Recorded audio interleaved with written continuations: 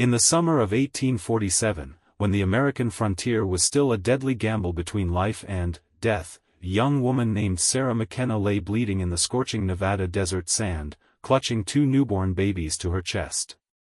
Her husband was 3 days dead from cholera, her wagon train had abandoned her as a liability, and the nearest settlement was over 200 miles away.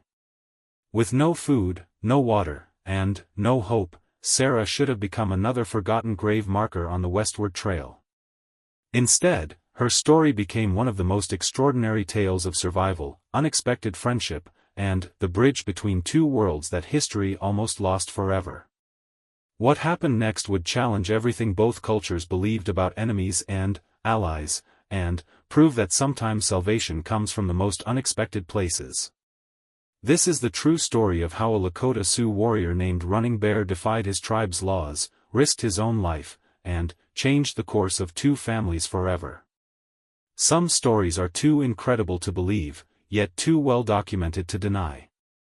This is one of them. Sarah McKenna had never imagined that her wedding dress would one day serve as bandages for bullet wounds, or that the gentle hands that once embroidered delicate flowers would learn to load a rifle in complete darkness. But the frontier had a way of transforming people, stripping away everything except the will to survive. The wagon train had started from Independence, Missouri, in early spring of 1847 with 43 families, all chasing the same dream that pulled thousands westward. Gold had been discovered in California, and every man, woman, and child believed they were just one journey away from a new life.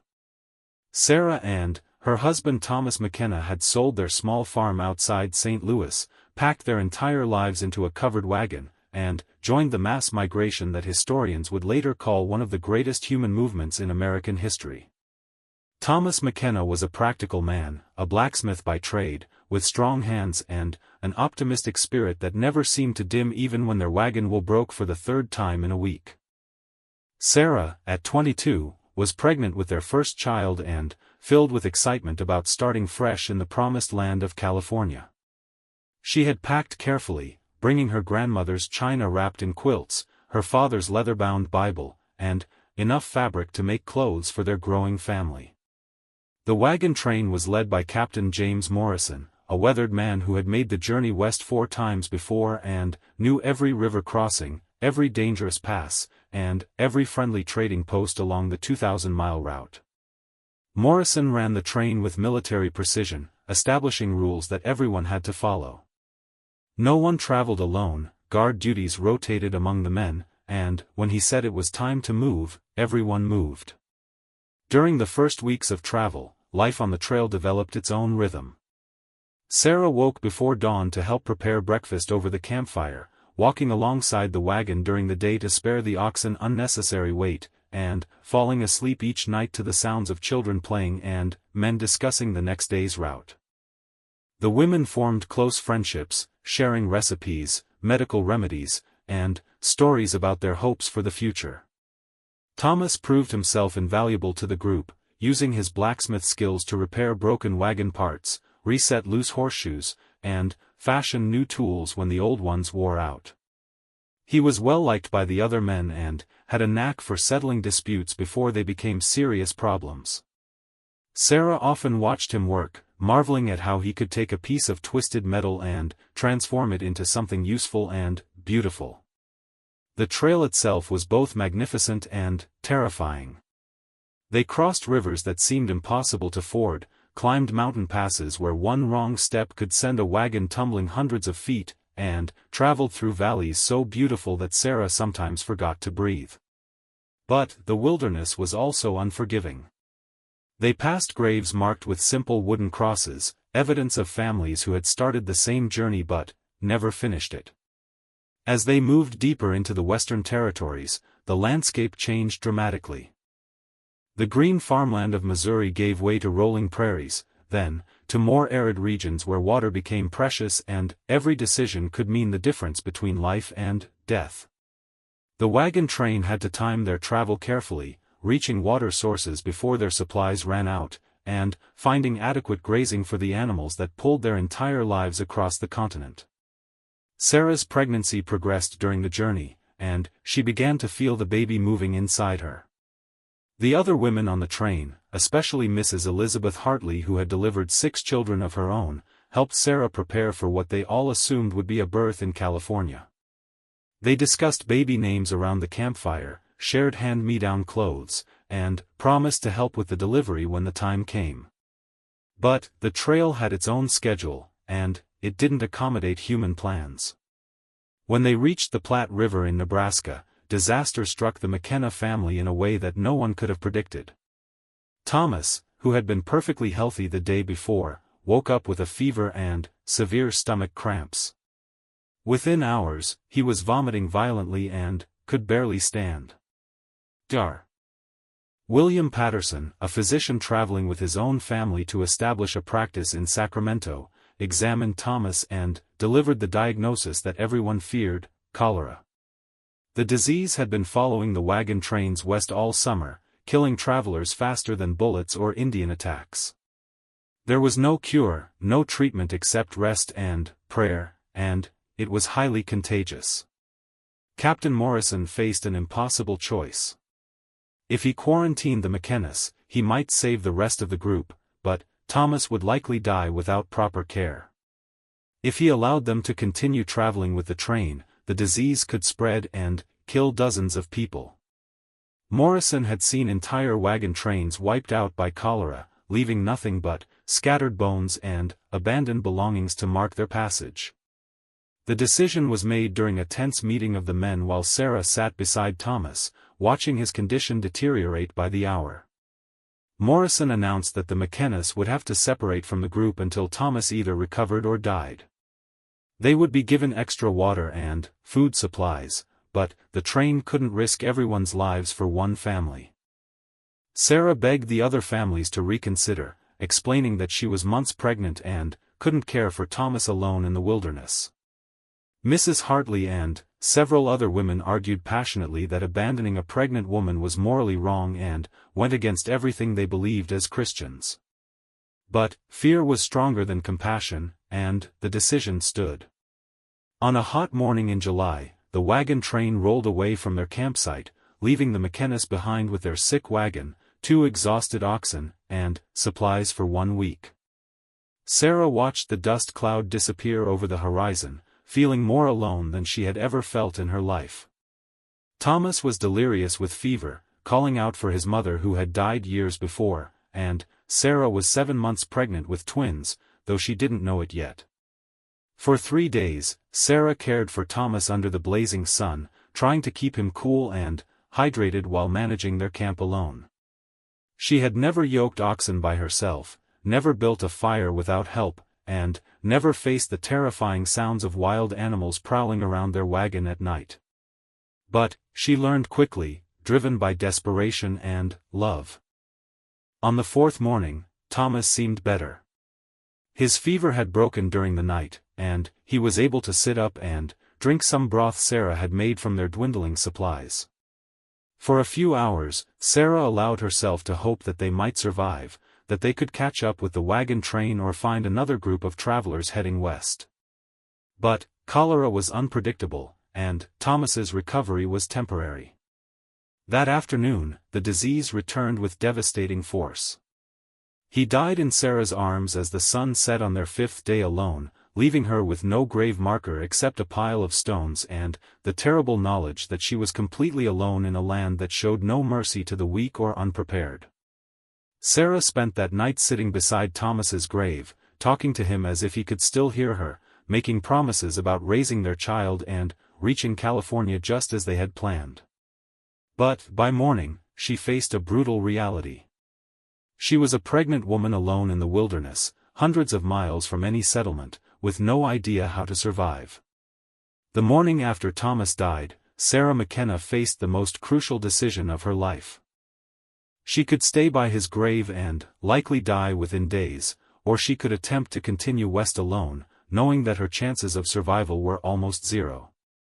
As she sat in the early dawn light, watching the sun paint the endless prairie in shades of gold and amber, she felt the babies moving inside her and made her choice. Sarah spent the day preparing for a journey that seemed impossible. She couldn't manage the heavy wagon alone, so she took only what she could carry: a water barrel, dried meat and hardtack for several days, Thomas's rifle and ammunition, a knife, flint for making fire, her warmest blanket, and the small leather pouch containing their life savings of $43 in gold coins.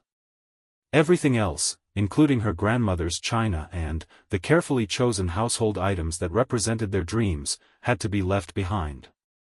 Loading the supplies onto one of the oxen proved more difficult than she had imagined. The animal, confused by the change in routine and, sensing her fear, kept moving away just as she tried to secure the makeshift pack. It took her most of the morning to create a workable system, using rope and strips of canvas from the wagon cover to fashion a crude but functional carrying setup. Before leaving, Sarah carved Thomas's name and date of death into a piece of wood from their wagon wheel and placed it over his grave. She said a prayer, promised to tell their children about their father's goodness and courage, and turned her face west toward the mountains that stretched endlessly before her. Walking proved exhausting within the first few hours. The pregnancy had changed her body in ways that made the physical demands of frontier travel almost overwhelming. Her feet swelled in the heat, her back ached constantly, and she had to rest frequently. The ox, burdened with supplies and confused by the loss of its partner, moved slowly and required constant coaxing to keep going in the right direction. By the third day alone, Sarah realized she had made a terrible mistake in the route she had chosen. Following what she thought was the main trail, she had actually taken a path that led away from water sources and into increasingly barren territory. The landscape around her was becoming more desert-like, with sparse vegetation and no sign of the streams and rivers that were essential for survival. Her water supply, carefully rationed, was running dangerously low. The ox was suffering in the heat and showing signs of dehydration that Sarah recognized from her brief time on the wagon train. She knew that if she didn't find water within the next day, both she and the animal would die in the desert that seemed to stretch forever in all directions. On the fourth night, Sarah experienced her first real labor pains. They came without warning, sharp contractions that doubled her over and made it impossible to walk. She realized with growing terror that she was going into premature labor, alone in the wilderness, with no help available for hundreds of miles. The babies were coming whether she was ready or not. Sarah managed to create a makeshift shelter using her blanket and some dead branches from a scraggly tree. The contractions were getting stronger and more frequent, and she knew from watching other births that she had very little time to prepare. Using the knife, she cut strips from her petticoat to use as blankets for the babies, and she positioned the water container and other supplies within reach. The labor lasted through the night and into the next day, a grueling ordeal that tested every limit of Sarah's endurance. With no one to help her, she had to manage everything herself while dealing with pain that sometimes made her black out completely. She bit down on a piece of leather to keep from screaming, knowing that loud sounds could attract dangerous animals. When the first baby finally came, Sarah was amazed to discover she was having twins. The first child, a boy she immediately named Thomas after his father, was small but healthy, crying vigorously as she cleaned him with precious water and wrapped him in the cloth she had prepared. The second baby, another boy she decided to call David after her own father, arrived 2 hours later, smaller than his brother and worryingly quiet. Sarah managed to get both babies breathing and wrapped warmly, but she was bleeding heavily and growing weaker by the hour. She knew enough about childbirth to understand that she was in serious danger, but there was nothing she could do except rest and hope that her body would recover on its own. She was too weak to travel, almost out of water, and caring for 2 newborn babies with no shelter except a blanket stretched between some branches. For 2 days, Sarah drifted in and out of consciousness, sometimes waking to find the babies crying and needing to be fed, sometimes so weak that she couldn't even lift her head. The ox had wandered away during the first night, taking with it most of their remaining supplies. Sarah was left with just the water in her small container, a few pieces of dried meat, and the terrible knowledge that she was going to die alone in the desert. On the third morning after giving birth, Sarah woke to find that she was too weak to stand. The babies were crying constantly, hungry and uncomfortable in the growing heat of the day. She had stopped bleeding, but her body was exhausted and dehydrated. The small amount of water she had been saving for the babies was nearly gone, and she hadn't been able to eat anything for over a day. Sarah spent what she thought would be her last morning writing a letter to her sister back in Missouri, using a piece of charcoal from their dead fire and a page torn from Thomas's Bible. She described what had happened to their family, asked her sister to pray for their souls, and included details about where she thought they might be so that someday their bodies could be found and given a proper burial. As the sun climbed higher and the heat became unbearable, Sarah lay down between her two sons and prepared to die. She had done everything possible to save them, but without water and food, they would all be dead within hours. She closed her eyes and began to pray, asking God to take care of Thomas in heaven and to forgive her for any mistakes she had made in caring for their children. That was when she heard the sound of horse hooves approaching from the distance. At first, Sarah thought she was hallucinating, but the sound grew stronger and more distinct. Someone was coming toward their makeshift camp, moving at a steady pace that suggested they knew exactly where they were going.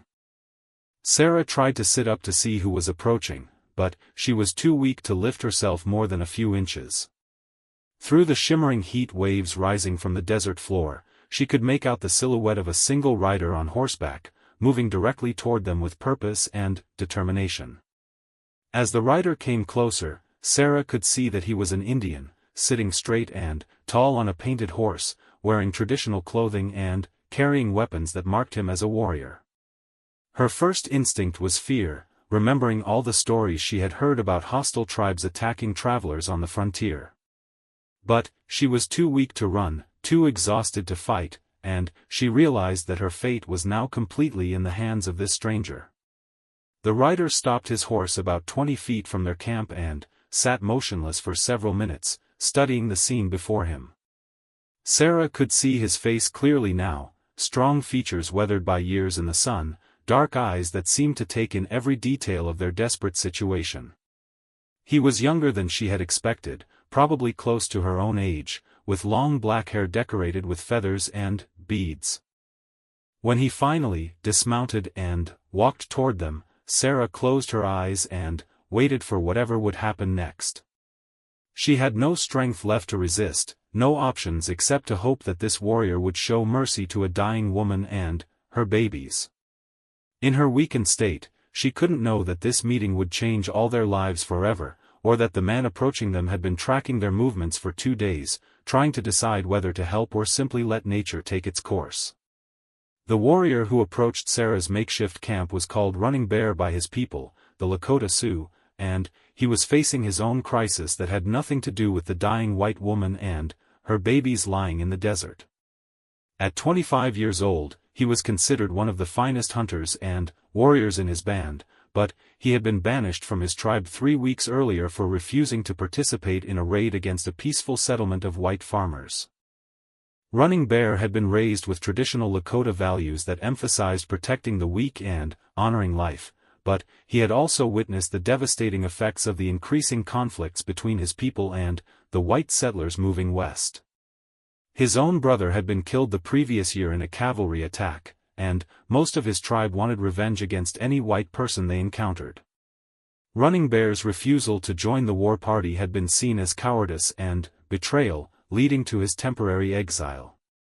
For the past 2 weeks, Running Bear had been living alone on the prairie, hunting and reflecting on his future while his tribal elders decided whether he would be permanently cast out or allowed to return. He had been tracking a small herd of antelope when he first noticed the smoke from Sarah's cooking fire, 3 days earlier. His initial instinct had been to avoid the white travelers completely, but something about the situation troubled him. When he investigated more closely, Running Bear realized he was looking at a tragedy in progress. He had watched from a distance as the woman buried what was obviously her husband, seen her struggle to prepare for a journey that she clearly couldn't complete, and observed her growing weakness as she tried to continue west alone. His warrior training told him to stay away, but his conscience wouldn't let him simply watch her die. The morning he finally approached their camp, Running Bear had spent hours debating with himself about what to do. Helping a white woman would be seen as the ultimate betrayal by his people, possibly earning him permanent exile or even death. But, letting her die when he could easily save her went against everything he had been taught about honor and protecting those who couldn't protect themselves. When Running Bear knelt beside Sarah and saw the 2 newborn babies wrapped in her arms, his decision was made. Whatever the consequences, he couldn't let children die when he had the power to save them. In Lakota culture, children were considered sacred gifts, and their protection was every adult's responsibility, regardless of their race or family connections. Sarah was barely conscious when Running Bear first spoke to her, using the few English words he had learned from traders over the years. "Water," he said simply, showing her a leather pouch filled with clean, cool liquid. "Drink." Sarah was too weak to be afraid anymore, and she accepted the water gratefully, drinking slowly as he supported her head and helped her sit up enough to swallow safely. Running Bear quickly assessed their situation with the practical eye of someone who had spent his entire life surviving in harsh conditions. The woman was severely dehydrated and weak from childbirth, but she would recover with proper food and rest. The babies appeared healthy despite being born prematurely, but they needed their mother to be strong enough to feed and care for them. Most importantly, they needed to be moved to shelter and safety immediately. Using a combination of simple English words, hand gestures, and drawings in the sand, Running Bear explained to Sarah that he was going to help her. He showed her that he knew where to find water, indicated the direction of better shelter, and demonstrated that he understood she had babies who needed care. Sarah, still weak but beginning to hope for the first time in days, nodded her understanding and agreement. Running Bear's first priority was getting Sarah strong enough to travel. He rode to a water source about 2 miles away and returned with several containers filled with clean water. He also brought back edible plants and roots that he prepared into a nourishing soup, feeding Sarah small amounts every few hours to rebuild her strength without overwhelming her digestive system. Over the next 2 days, Running Bear set up a more permanent camp in a sheltered valley with access to fresh water and better protection from the elements. He constructed a proper shelter using branches, animal hides, and the fabric from Sarah's blanket, creating a space that was warm, dry, and large enough for Sarah and both babies. He also built a fire pit designed to burn efficiently while producing minimal smoke that might attract unwanted attention. During this time, Sarah began to recover physically, but she also started to understand the enormous risk that Running Bear was taking by helping her. Through their limited communication, she learned that he was not supposed to be helping white people, and that his own people might punish him severely if they discovered what he was doing.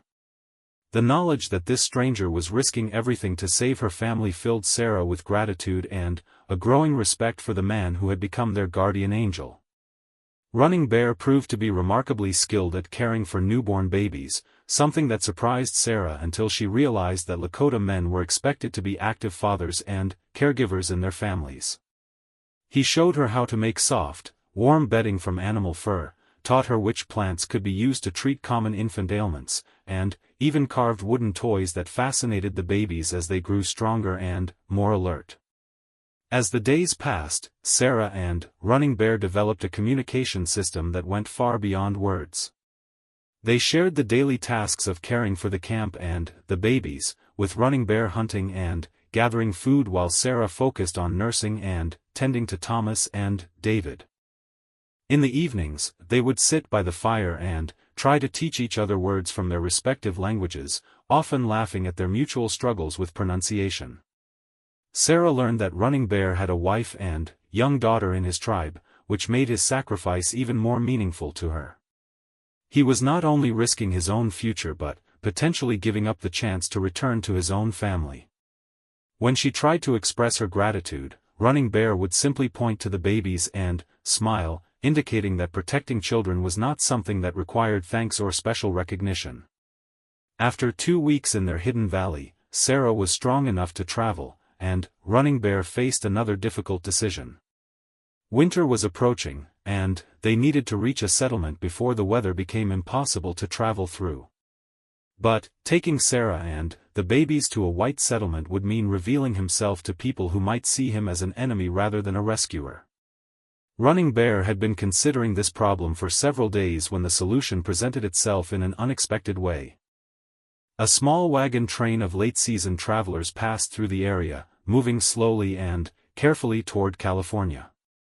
Running Bear observed them from a distance and determined that they seemed like decent people, traveling with families and showing no signs of the aggressive hostility that characterized some westward groups. The plan Running Bear developed was both simple and dangerous.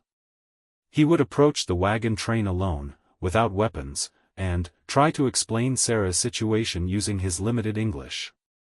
If they seemed trustworthy, he would lead them to Sarah and the babies. If they proved hostile, he would try to escape and find another solution. Either way, he was putting himself in enormous danger for people he had known for less than 3 weeks. On the morning that Running Bear rode out to contact the wagon train, Sarah watched him go with mixed emotions.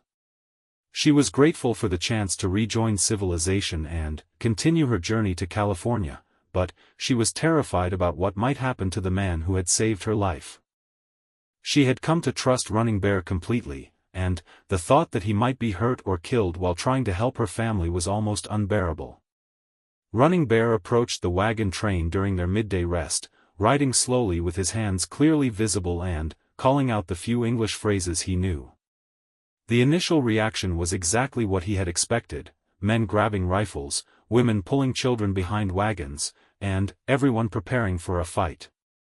But the wagon train captain, a man named Samuel Richards who had dealt with various Indian tribes during previous trips west, recognized that Running Bear was trying to communicate rather than attack.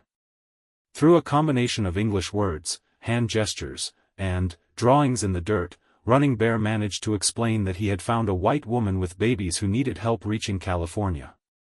Captain Richards was skeptical at first, suspecting a trap, but something about Running Bear's earnest manner and obvious concern convinced him to listen to the full story. When Running Bear led a small group from the wagon train to Sarah's location, the reunion was emotional for everyone involved. Sarah wept with relief at seeing other white faces and hearing English spoken freely, while the travelers were amazed by the story of how a Lakota warrior had risked everything to save a stranger's life. Captain Richards, a practical man who understood the significance of what Running Bear had done, immediately began planning how to repay the debt they all owed to this unlikely hero. The wagon train that discovered Sarah and Running Bear was unlike any group of settlers that had traveled the Western Trail before. Led by Captain Samuel Richards, a former Army officer who had served in diplomatic roles with various Indian tribes, the group included several families who held progressive views about relations between white settlers and Native Americans. When they learned the full story of how Running Bear had saved Sarah and her twins, their response would challenge the typical assumptions about frontier interactions. Captain Richards immediately recognized that they were witnessing something extraordinary. In an era when most encounters between whites and Indians ended in violence or mistrust, here was a Lakota warrior who had risked everything to save a white woman and her children, asking for nothing in return except the knowledge that he had done what was right. Richards understood that this moment represented an opportunity to demonstrate that cooperation and mutual respect were possible between the two cultures. The wagon train's response to Running Bear was overwhelmingly positive, though not without some initial tension. While most of the travelers were grateful and impressed by his selfless actions, a few families remained suspicious and fearful, reflecting the general attitudes of the time. However, Captain Richards made it clear that Running Bear was to be treated as an honored guest, not as a potential threat, and that anyone who showed him disrespect would be asked to leave the group. Sarah found herself in the unique position of serving as an interpreter between two worlds. During the 3 weeks she had spent with Running Bear, she had learned enough Lakota words and gestures to facilitate basic communication, and she had gained insights into his culture that amazed the other travelers. She told them about his skills as a healer, his knowledge of plants and natural remedies, and his gentle way with children that contradicted every stereotype they held about Indian warriors. The integration of Running Bear into the wagon train's daily routine happened gradually but naturally. His hunting skills proved invaluable, as he could track and kill game that the other men couldn't even find. His knowledge of the terrain helped them avoid dangerous areas and find the best routes through difficult country. Most importantly, his presence seemed to provide a kind of protection, as other Indian groups they encountered recognized him as a person of honor and treated the wagon train with respect rather than hostility. For Running Bear, traveling with the wagon train was both fascinating and challenging. He observed the white settlers' way of life with the curiosity of an anthropologist, noting their different approaches to family relationships, decision-making, and daily survival. Some aspects impressed him, such as their mechanical innovations and their emphasis on written records and planning. Other practices puzzled or troubled him, particularly their treatment of the natural environment and their competitive rather than cooperative approach to resource sharing. The children in the wagon train were the first to completely accept Running Bear as a friend and teacher. They were fascinated by his stories, told through a combination of words and expressive gestures, about life on the plains and the animals that lived there. He taught them how to read weather signs, how to find water by watching bird behavior, and how to move quietly through the wilderness. In return, they taught him English words and showed him books, something he had never seen before but found immediately intriguing. Sarah's twins, Thomas and David, thrived during the journey with the wagon train, and Running Bear continued to be actively involved in their care. He carved wooden rattles and toys for them, showed Sarah how to make nutritious baby food from available plants, and often carried one or both babies while walking alongside the wagons. The other women in the group were initially surprised by his natural skill with children, but they quickly came to appreciate his help and expertise. As they traveled together, Sarah and Running Bear developed a friendship that transcended the cultural barriers between them. They shared stories about their respective backgrounds, with Sarah describing life in Missouri farming communities and Running Bear explaining the customs and beliefs of the Lakota people.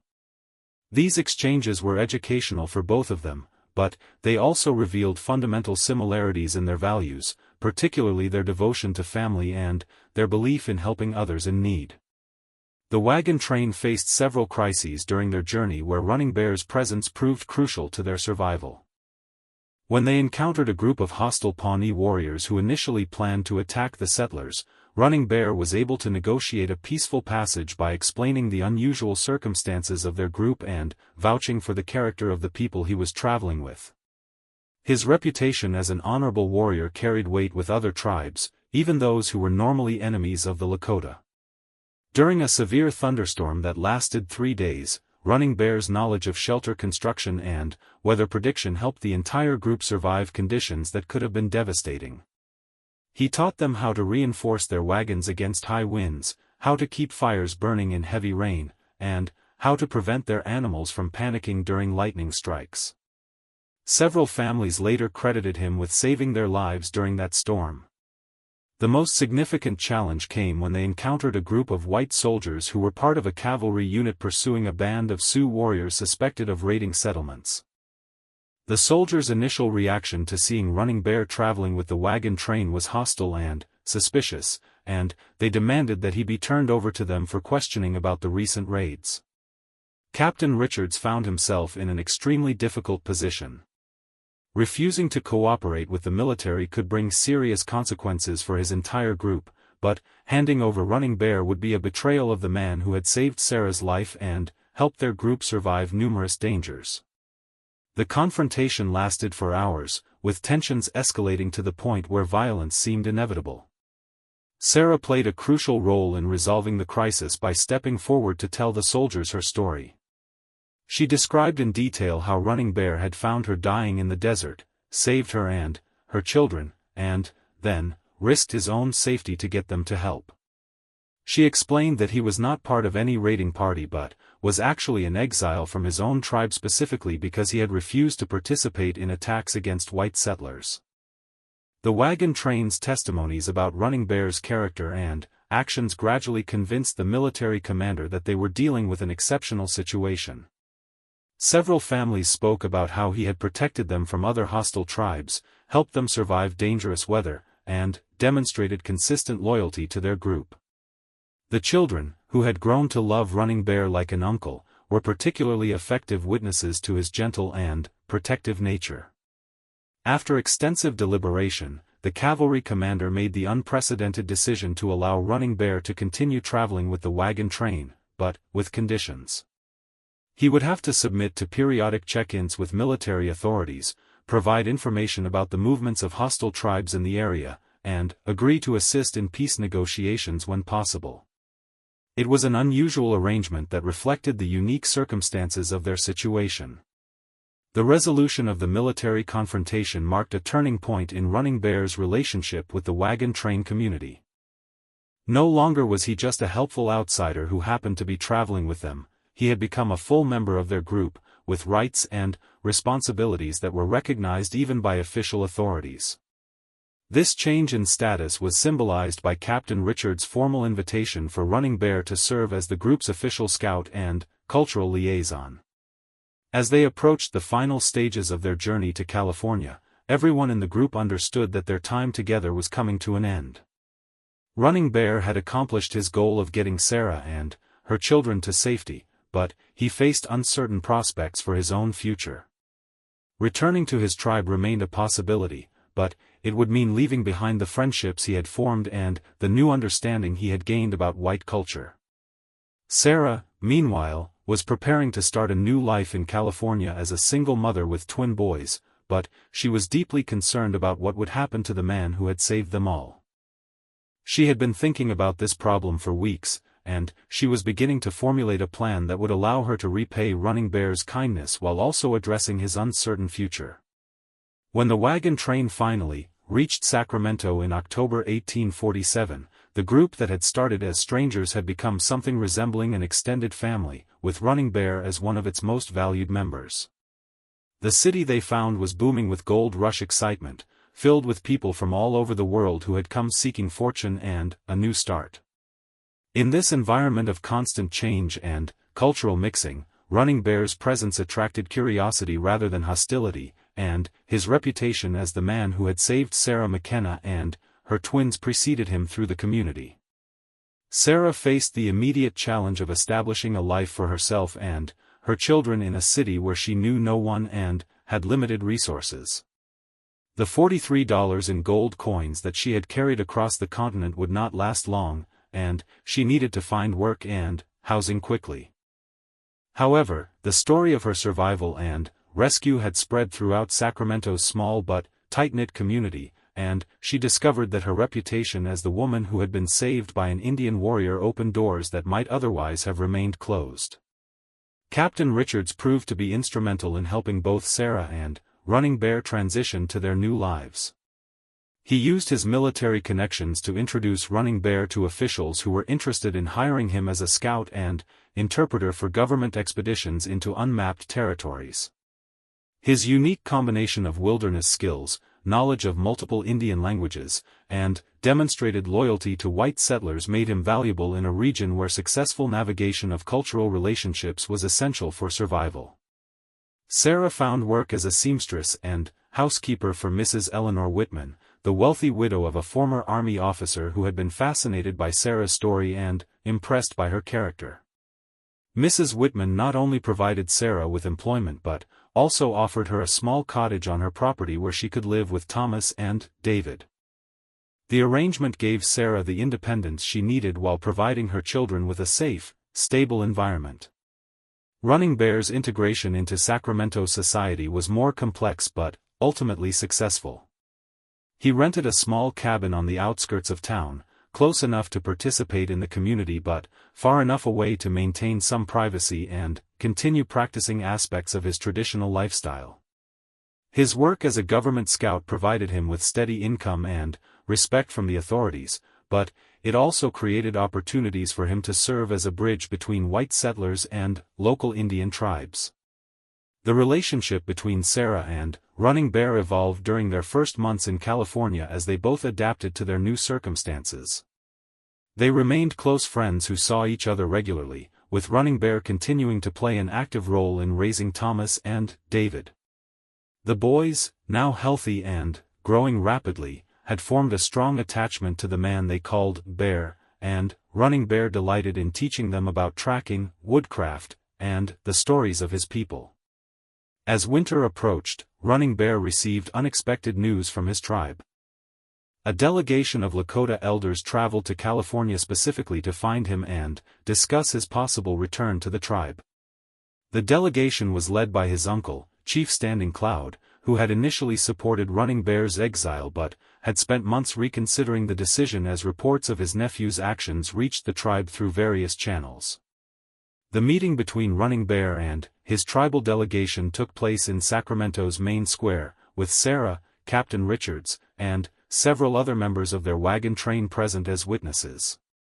Chief Standing Cloud spoke at length about how Running Bear's actions had brought honor to their people, demonstrating that Lakota values of protecting the innocent and helping the helpless could be applied even to those who were traditionally considered enemies. The tribal elders offered Running Bear the choice of returning to his people with full honors or remaining in California with their blessing and support. They acknowledged that his experiences with white settlers had given him knowledge and perspectives that could benefit the tribe, but they also understood that he had formed new relationships and commitments that might be equally important to him. Running Bear's response surprised everyone present, including himself. Rather than choosing between his two worlds, he proposed creating a bridge between them. He suggested spending part of each year with his tribe, sharing what he had learned about white culture and serving as a liaison for peaceful negotiations, while also maintaining his home in California and continuing his work as a government scout and interpreter. Sarah played a crucial role in supporting Running Bear's innovative solution by offering to help educate tribal children in English and basic academic skills during his visits to the Lakota community. Her proposal was based on her recognition that the future would require both cultures to understand each other better, and that education could provide tools for peaceful coexistence rather than continued conflict. The arrangement that emerged from these negotiations was unprecedented in the history of white Indian relations in the American West. Running Bear would serve as an official cultural ambassador, spending 6 months each year with his tribe and 6 months in California, facilitating communication and understanding between the two communities. The U.S. government agreed to support this arrangement by providing funding and official recognition for his work. During the summer of 1848, Running Bear made his first return visit to his tribe, accompanied by Sarah and her twins. The journey was emotional for everyone involved, as Running Bear reunited with his wife and daughter after nearly a year of separation, while Sarah experienced Lakota culture firsthand and gained a deeper appreciation for the values and traditions that had shaped the man who saved her life. Thomas and David, now walking and beginning to talk, were fascinated by life in the Lakota camp and quickly formed friendships with tribal children. Their presence helped demonstrate to skeptical tribal members that white children were not fundamentally different from Indian children, and that friendship and cooperation between the races were possible when people approached each other with openness and respect. Sarah's work teaching English to Lakota children proved so successful that several other tribes requested similar programs. She developed teaching methods that respected Indian cultural values while providing practical skills that would help tribal members navigate an increasingly complex world where interaction with white society was becoming unavoidable. The success of Running Bear's dual life encouraged other individuals from both cultures to consider similar arrangements. Several white settlers learned Indian languages and customs, while some tribal members spent time in white communities, creating an informal network of cultural interpreters who helped prevent many potential conflicts from escalating into violence. As 1849 dawned, Sarah reflected on the extraordinary chain of events that had brought her from the brink of death in the Nevada desert to a new life of purpose and meaning in California. Her twins were healthy and happy, growing up with an understanding of both white and Indian cultures that was almost unique among children of their generation. Her work teaching tribal children had given her a sense of mission that went far beyond simple survival. Running Bear had also found a way to honor both his traditional values and his new experiences, becoming one of the most trusted and respected cultural ambassadors in the American West. His success in bridging two worlds that seemed irreconcilably different demonstrated that individual courage and compassion could overcome even the deepest cultural divisions. The friendship between Sarah and Running Bear continued to be the foundation of their broader work promoting understanding between whites and Indians. They corresponded regularly when separated by their respective duties, collaborated on educational programs, and served as living examples of what was possible when people chose cooperation over conflict. Their story became legendary throughout California and beyond, inspiring books, newspaper articles, and even government policies aimed at promoting peaceful relations with Indian tribes. But, for Sarah and Running Bear themselves, the most important legacy was not their public recognition but the private knowledge that they had honored their deepest values by protecting life, promoting understanding, and choosing love over fear. Years later, as Thomas and David McKenna grew to adulthood, they would carry forward the lessons they had learned from their unusual upbringing. Both boys became advocates for Indian rights and cultural preservation, using the unique perspectives they had gained from their childhood to build bridges between communities that too often saw each other as enemies. The remarkable story that began with a dying woman and two newborn babies in the Nevada desert had evolved into a legacy of hope and possibility that would influence American frontier history for generations. It demonstrated that even in the harshest circumstances, individual acts of courage and compassion could change the world in ways that extended far beyond the original participants. Sarah McKenna and Running Bear had started as strangers from different worlds, brought together by desperate circumstances and mutual need. They became friends, partners in raising children, and colleagues in the work of building understanding between cultures. Most importantly, they proved that the human capacity for kindness and sacrifice could overcome any barrier that society or history might create between people who chose to see each other's fundamental humanity.